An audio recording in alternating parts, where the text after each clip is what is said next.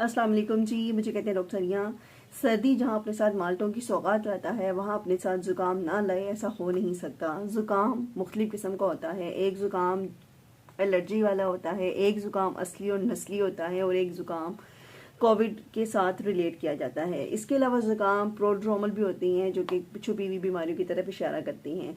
क्या आपको ज़ुकाम एलर्जी वाला है या इनमें से किसी एक टाइप का आप जानने में इंटरेस्टेड हैं, और डॉक्टर के पास कब जाना है और घर में कैसे ठीक होना है, इसके लिए अगर आप इंटरेस्टेड हैं तो हेल्थ सीक्रेट्स विद डॉक्टर सनिया यूट्यूब पर मेरे चैनल का नाम है। इसको लाइक करें, सब्सक्राइब करें, बेल आइकॉन को क्लिक करें ताकि मज़ीद इस तरह की वीडियो से मुस्तफ़ीद हो सकें। तो सबसे पहले मैं आपको बताने वाली हूँ एलर्जी वाले ज़ुकाम के बारे में, जिसको हम एलर्जिक राइनाइटिस कहते हैं। ये ज़ुकाम नस्लों में चलता है और ये फैमिली हिस्ट्री की पॉजिटिव होती है। मदर को भी होता है, फादर को भी होता है। ज़्यादातर वो एस्थमेटिक होते हैं। इसमें क्या करना होता है, इसमें होता क्या है, सबसे पहले इसमें छींकें आती हैं, इसमें सुबह सुबह नाक बहता है, हल्की फुल्की सिक्रीशंस आती हैं। ये टेम्परेचर की वेरिएशन की वजह से स्टिमुलेट होता है। 2 4 10 छींकें मारने के बाद ये सेटल हो जाता है एंड दैट्स इट। करना क्या है ये मैं आपको वीडियो के एंड पे इकट्ठे ही बता दूंगी। सेकेंड तरह का जो ज़ुकाम है, जिसको मैंने असली और नस्ली ज़ुकाम कहा था, वो H1N1 वायरस की फैमिली कराती है, जिसको हम सीजनल फ्लू या इन्फ्लुएंजा फ्लू कहते हैं। ये सही ज़ुकाम होता है, ये सदियों से चला आ रहा है और यही एक ज़ुकाम वायरस है जो कि मशहूर ज़माना है जो ज़ुकाम कराता है। इसमें वैसे ही होता है, बहती नाक होती है और लेटो तो ऐसे लगता है एक दूसरी तरफ के नाक की जो गारें हैं वो बंद हो चुकी हैं और सांस लेने में मुश्किलात हो रही हैं। इसमें छींकें भी आती हैं, इसमें माइल्जियास जिसे बॉडी एक्स एंड पेन्स कहते हैं वो भी होती हैं, इसमें हेडेक भी होती है, इसमें सर भारी भी रहता है, इसमें कुटने को भी दिल करता है और इसमें रेस्ट करने को भी दिल करता है।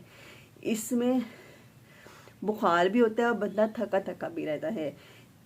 ये असली और नस्ली होता है, ये नस्ल में भी आता है और असल में भी होता है। इसकी क्या ट्रीटमेंट है ये मैं आपको एंड पे बताऊंगी। तीसरी किस्म का जो ज़ुकाम, जैसे आपको पता है हमारे पास पेंडेमिक हुई थी 2 साल पहले और स्टिल चाइना में इसके 40,000 केसेस रिपोर्ट हुए हैं। वो भी इसी तरह से प्रेजेंट करता है, लेकिन उसमें टेस्ट बिटर हो जाता है, जायका चला जाता है, सेंस ऑफ स्मेल चली जाती है। सूंघने की और चखने की हिस्स जो होती है ना, वो बहुत अच्छी तरह से, बुरी तरह से या अच्छी तरह से समझने में मुतासिर हो जाती है कि आप खाने को अप्रिशिएट नहीं कर पाते। ठीक है।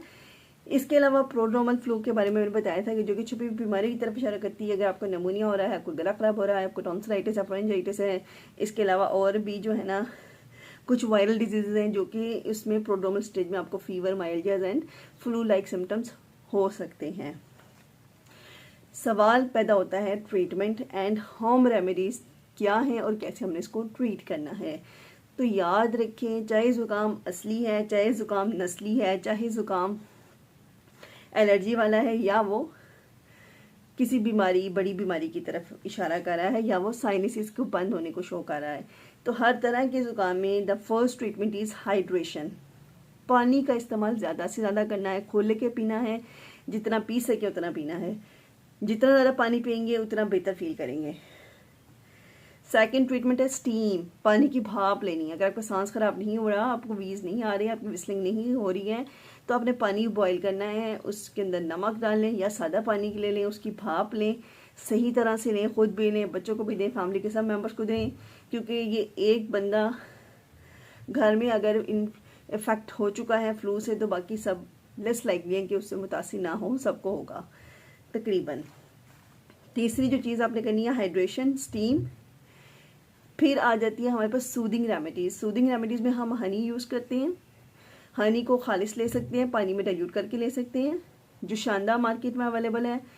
ये हर्ब्स की फॉर्म में होता है, पानी में डाल के बॉईल कर सकते हैं। इसके अलावा पैकेट्स की फॉर्म में मिलता है, वो भी यूज़ कर सकते हैं किसी भी कंपनी का। इसके अलावा सूप, द बेस्ट रेमेडी। ये सूदिंग एजेंट्स हैं, ये आपको सूद करते हैं और आपके फ्लो को बेहतर करने में आपकी हेल्प करती हैं। अगर मैं इसके मैकेनिज्म पे जाना शुरू कर दूंगी तो वीडियो लंबी हो जाती है, फिर आप बोर हो जाते हैं, फिर आप वीडियो को स्किप करना शुरू कर देते हैं। इसलिए बस जान लें क्या क्या करना है। तो आपने हाइड्रेशन है, स्टीम है एंड सूदिंग एजेंट्स हैं। सूदिंग रेमेडीज़ में मैंने आपको बता दिया, हनी वाटर दे सकते हैं, जुशांदा दे सकती हैं, और इसके अलावा आपने सूप यखनी देनी है। इसके अलावा आपने हाई प्रोटीन डाइट देनी है, इससे इम्यूनिटी बेहतर होती है और आप जल्दी रिकवर होते हैं। फिर आ जाता है मेडिसन्स में अब आपने क्या करना है, मेडिसन्स में मशहूर ज़माना एंटी एलर्जी एंड पैनाडोल सबकी घर में पड़ी होती है, उसको खाना है एंड दैट्स इट। सुबह दोपहर शाम ले लें, डॉक्टर से रिकमेंड कर लें, किसी से मशवरा कर लें, मुझसे भी मशवरा कर सकते हैं आप।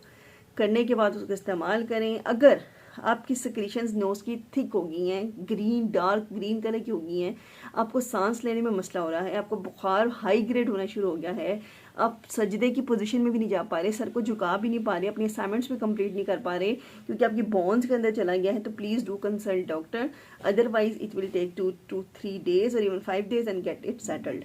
इसके अलावा प्रिवेंशन में एक चीज़ जो कि भी ना भूलें, इन्फ्लुएंजा की वैक्सीन आती है, वो लोग जो एलर्जी वाले हैं उनको ये मैं ज़रूर रिकमेंड करूँगी कि वो अपने डॉक्टर से मशवरा करके फ्लू वैक्सीन ज़रूर लगवाएं हर साल अक्टूबर या नवंबर में, ताकि आप और आपके घर वाले और आपके बच्चों की फ्यूचर में आने वाले दिन बेहतर गुजर सकें कुछ अरसे तक। ये लाइफ लॉन्ग इम्यूनिटी नहीं देती है, लेकिन ये टेम्परेरी आपको सिम्टम्स में बेहतरी ज़रूर देती है। Don't forget to wear mask, ये याद रखें, मास्क पहनना मत भूलें।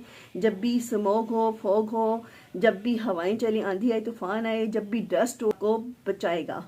इसके अलावा आप किसी टॉपिक को जानने में इंटरेस्टेड हैं तो हेल्थ सीकर्स बॉक्सिनिया में कमेंट करके बता दें, वीडियो को लाइक कर दिया करें, फ्रेंड्स और फैमिली में शेयर करें ताकि आपके साथ उनकी भी हेल्प हो जाए करें। कुछ पूछना चाहिए तो ज़रूर कमेंट करें। अल्लाह हाफिज़।